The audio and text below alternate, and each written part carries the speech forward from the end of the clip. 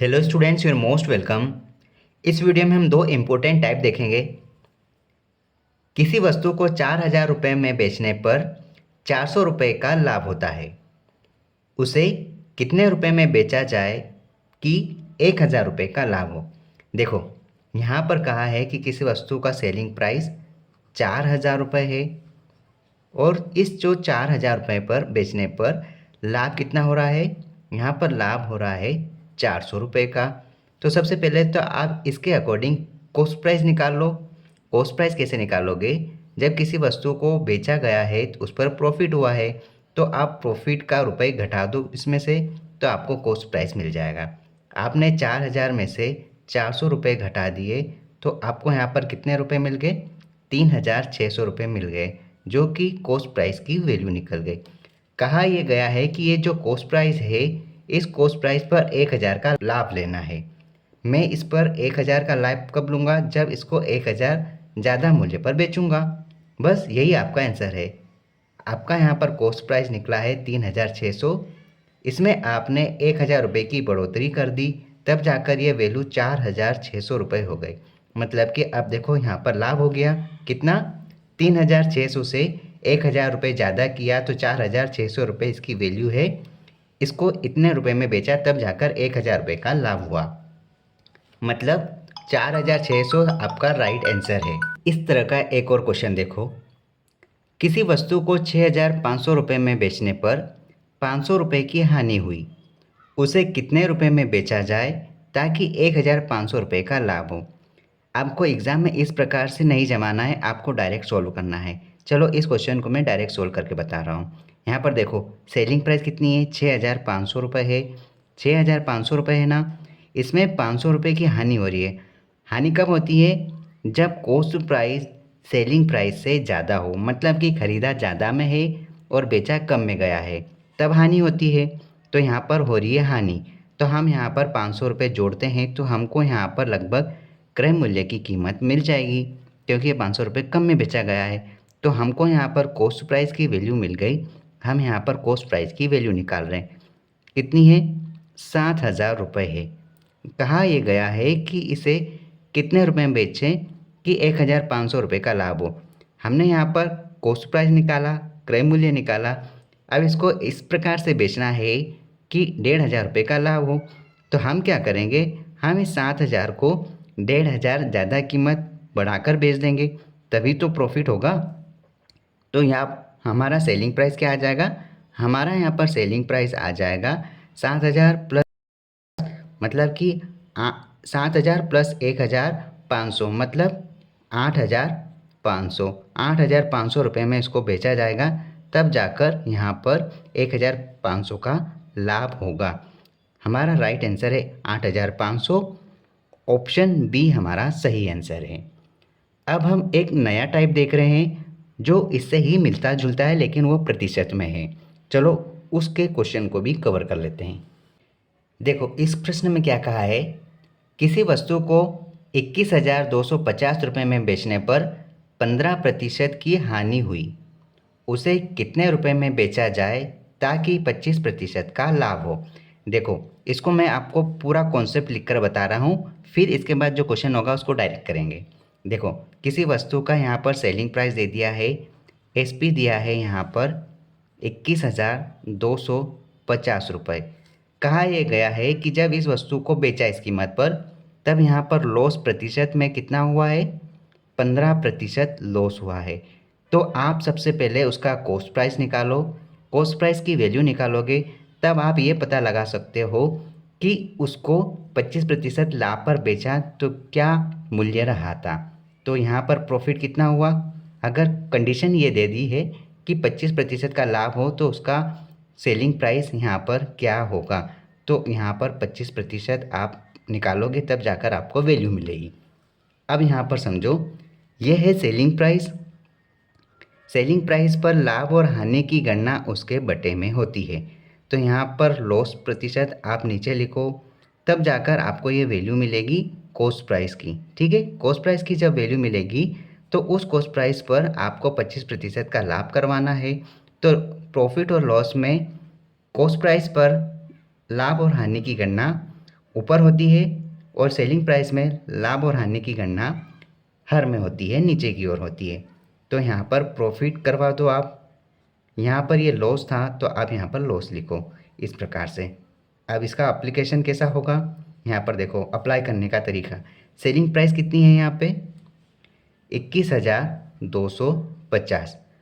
ये अपने आप में 100% वैल्यू है, ठीक है। इस पर 15% की हानि करवाते हैं तो हानि हो जाएगी, तो ये वैल्यू अपने आप में कितने प्रतिशत रह जाएगी 85% रह जाएगी, ठीक है।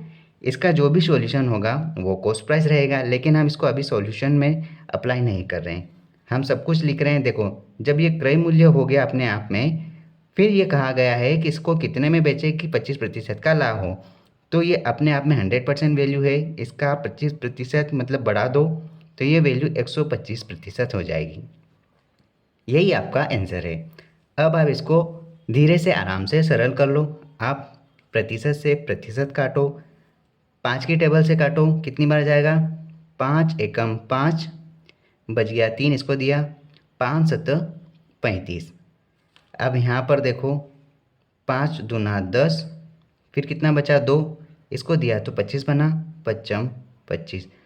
अब क्या करेंगे 17 की टेबल से आप इसको काटो, 17 की टेबल से आप काटो। देखो आप इसको इस प्रकार से भी कर सकते थे, ये वैल्यू बड़ी लग रही तो आप 5 की टेबल से इन दोनों को काट सकते थे तो ये वैल्यू और छोटी हो जाती, लेकिन हमने इसको इस प्रकार से काटा। देखो 17 की टेबल से काटते हैं, 17 एकम 17, यहाँ पर 17 का टेबल एक बार बोलेंगे तो 17 एकम 17, जो कि एक बार कंप्लीट गया। कितने बच गए यहाँ पे बचे 4, तो ये हो गया 42। कितनी बार जाएगा 17 17 दूनों 34, 2 बार चले जाएगा, यहाँ पर आ गया 34। बच कितने गए यहाँ पे 6 और 2 8, ये उतारा हमने 5 तो ये बन गया 85।